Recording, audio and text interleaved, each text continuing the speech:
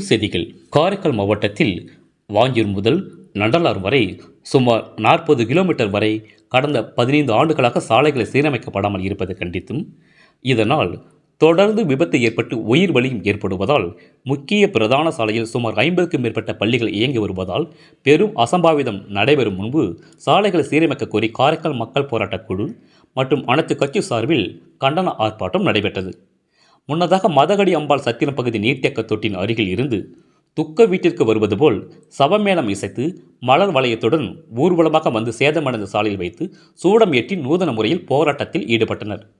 மேலும் பிரதான முக்கிய சாலையை போர்க்கால அடிப்படையில் சீரமைத்து கோரி மாநில அரசை கண்டித்து கண்டன கோஷங்களை எழுப்பினர். 10 நாட்களுக்குள் சாலை சீரமைக்கவிட்டால் மிகப்பெரிய போராட்டத்தில் ஈடுபட போவதாக எச்சரிக்கை விடுத்தனர். இந்த போராட்டம் காரணமாக சிறிது நேரம் போக்குவரத்து பாதிப்பு ஏற்பட்டது. ரேட் நியூஸ் தமிழ் செய்திக்காக காரைக்கால் மாவட்ட செய்தியாளர் மோகன்ராஜ். செய்திகளை உடனுக்குடன் தெரிந்து கொள்ள ரேட் நியூஸ் தமிழ் சேனலை சப்ஸ்கிரைப் செய்யும்.